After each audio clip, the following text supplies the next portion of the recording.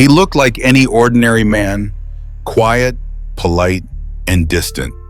But behind closed doors, he was one of the most terrifying serial killers in American history. This is the story of Jeffrey Dahmer, the Milwaukee cannibal, a tale of obsession, horror, and the question that still haunts us today.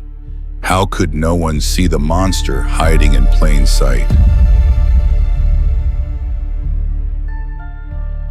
Jeffrey Dahmer's early years paint a haunting portrait of a troubled mind developing behind the mask of a normal American boy. Born on May 21, 1960 in Milwaukee, Wisconsin, Jeffrey was the eldest son of Lionel and Joyce Dahmer. At first glance, their household seemed like any other suburban family of the time, structured, middle-class, and uneventful. But under the surface, things were far from ordinary. From an early age, Jeffrey showed signs of detachment and emotional withdrawal.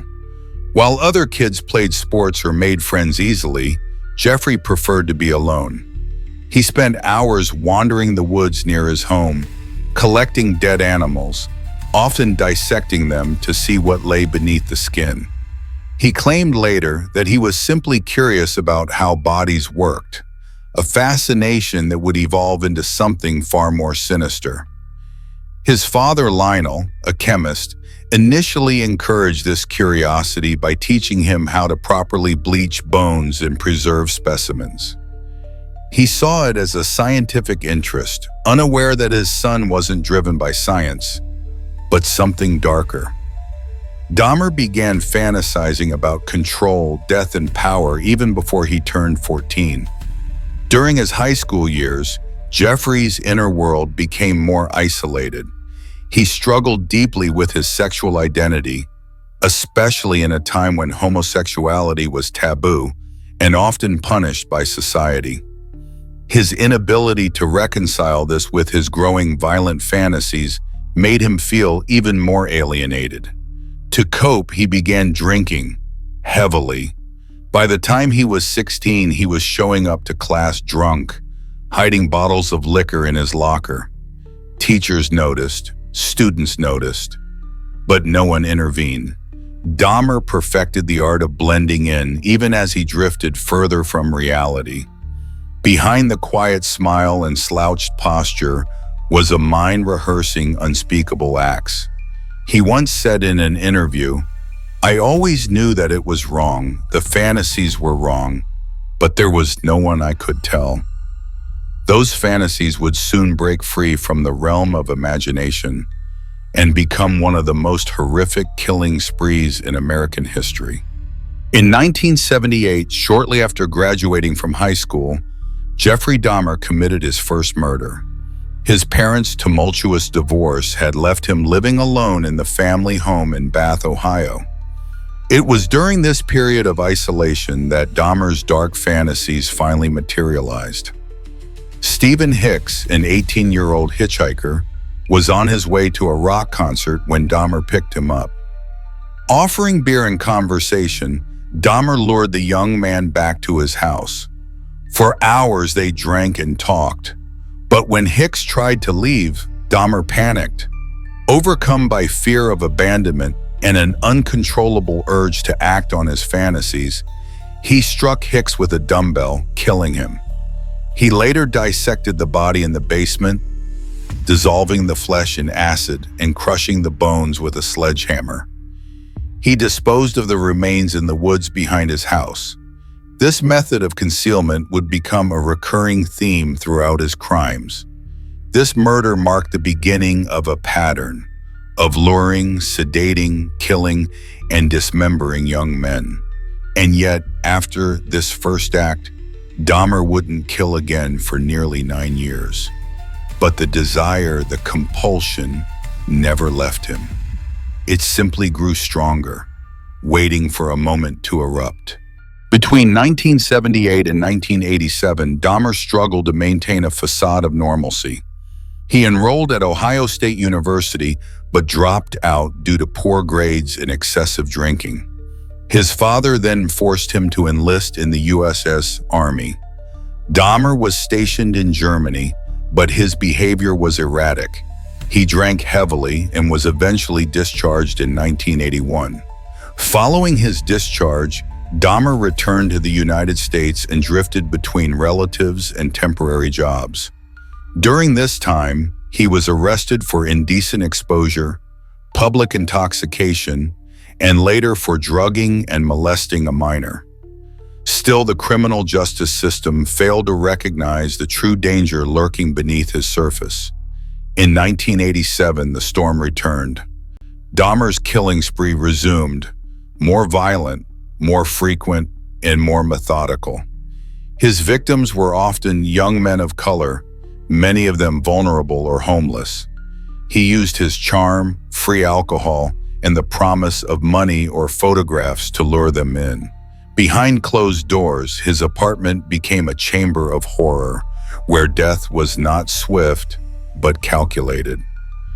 He was no longer simply satisfying a compulsion. He was refining it. Jeffrey Dahmer's apartment at the Oxford Apartments in Milwaukee would become the scene of unimaginable horrors.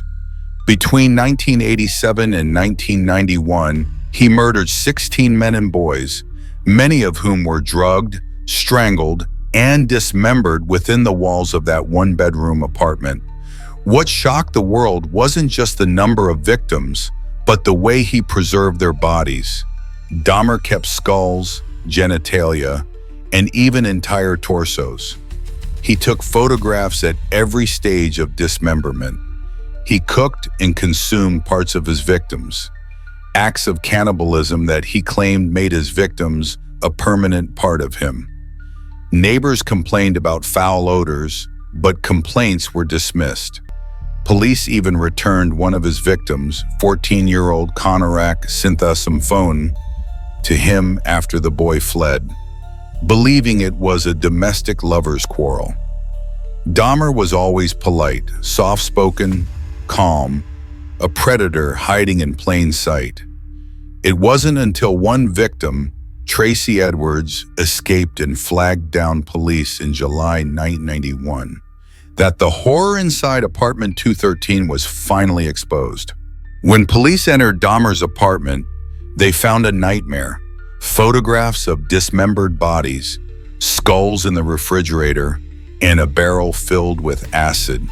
It was a crime scene like no other. Detectives and forensic teams were stunned not only by the scale of the murders, but by Dahmer's lack of remorse. He confessed calmly, meticulously. He recounted each murder in detail, showing investigators where and how he disposed of his victims. His lack of emotion was chilling. The media frenzy exploded. How had someone so monstrous escaped justice for so long? How had warning signs been ignored by the system again and again? The public demanded answers and accountability. Dahmer was charged with 17 counts of murder. He pled guilty but insane. His trial began in January 1992. Psychiatrists testified about his necrophilic urges, his obsessive need for control, and his inability to empathize. Ultimately, the court found him legally sane. He was sentenced to 15 consecutive life terms, over 900 years in prison. Jeffrey Dahmer's time in prison was quiet, at least outwardly. He reportedly found religion, was baptized, and spent much of his time reading the Bible. But his notoriety followed him everywhere. Other inmates loathed him. Some believed he was faking his religious conversion. Others saw him as a monster unworthy of redemption. On November 28, 1990, while performing janitorial duties in the prison gym, Dahmer was beaten to death by fellow inmate Christopher Scarver. Scarver later claimed that God told him to do it.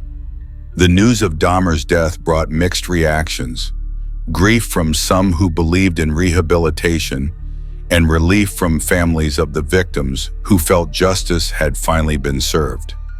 But even in death, Dahmer's legacy continued to haunt. Books, documentaries, films, His crimes became etched into true crime history.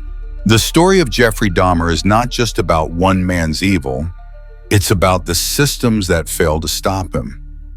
The victims were often marginalized, young, poor, gay, or people of color. Their disappearances did not receive the attention they deserved. Dahmer's ability to manipulate, charm, and camouflage himself within society raises uncomfortable questions about law enforcement, bias, and the way we view monsters. He was not a shadowy figure hiding in darkness. He was the man next door. To this day, his crimes are studied in criminology classes, debated by psychologists, and remembered by the families of those he took. He represents both the extreme of human depravity and the cracks in our justice system. His story is not one of closure, but a warning, a reminder of what happens when we ignore the quiet cries of the vulnerable and the masks of the seemingly ordinary. Jeffrey Dahmer's crimes shocked the world, not just because of their brutality, but because they were committed by someone who seemed normal. His legacy is one of tragedy, unanswered questions, and the painful memories left behind. Thank you for watching.